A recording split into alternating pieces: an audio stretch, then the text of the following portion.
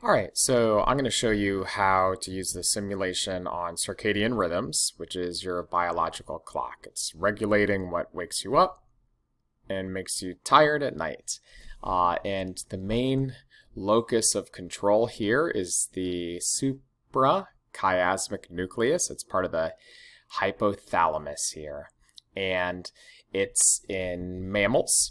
And what we're really looking at here are these transcription factors, these proteins in eukaryotic organisms that help turn genes on and off. And the way they do that is by binding to the promoter region of genes.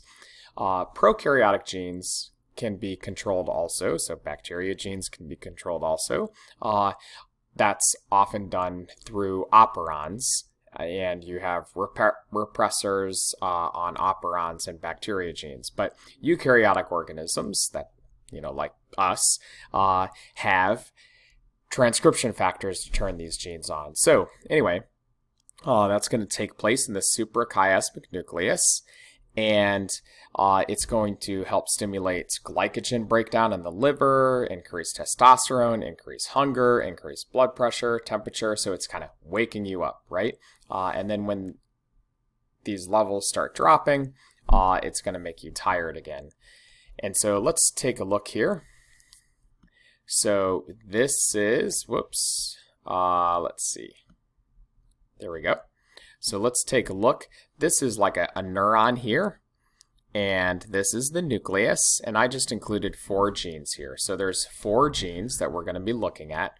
The clock gene, BMAL1 gene, the cry gene, and the per gene. Per for period, cry for cryptochrome. Anyway, so these 2 genes produce the clock protein and the BMAL1 protein, which form a dimer. Basically, they just bind together to form a large protein.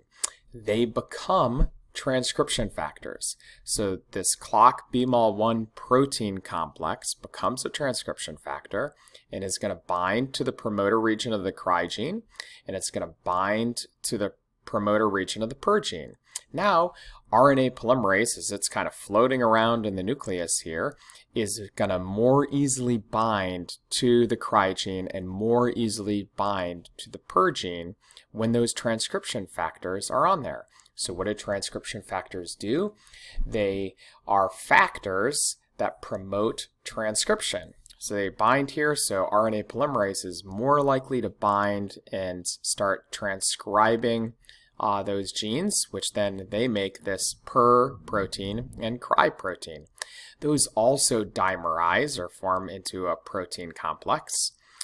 Now let's look at the other side here.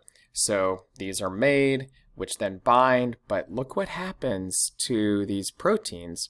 This per and cry protein actually degrade the clock and BMAL1 proteins. So they inhibit it and actually degrade those proteins. So this causes a feedback loop, because without these, then they are the transcription factors for these. So the clock and BMAL1 proteins turn these genes off.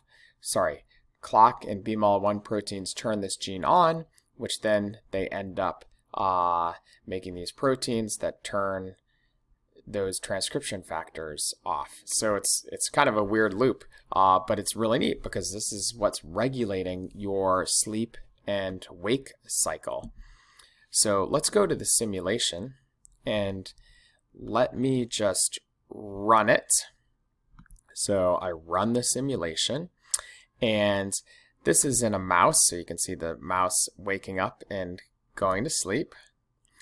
And the black line here is when it's awake and asleep, and awake and asleep.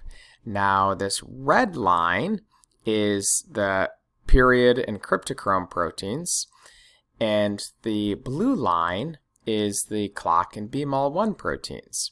And so you can see they oscillate over time. This down here is called an actogram. It's like a motion detector that they'll put in experiments for sleep and wake cycles. So you can see, let's run this. You can see in the dark is when they are awake. So each of these bands are when they're awake. Okay, now there's all kinds of controls that you can do. You can put it in dark for 12, so it's all in the dark. You can make a mutant gene or a knockout gene for the clock gene. You can adjust the transcription rate. You can adjust how fast that clock and BMAL1 proteins get degraded. You can adjust the transcription rate of purr and cry, and then you can adjust the sensitivity to purr and cry protein to the light. Okay, so anyway, what I would like you to do is design an experiment, create a graph, and then make sure the experiment is some type of controlled experiment. Make a graph of that controlled experiment, report on the results, and then explain the significance of those results. So good luck.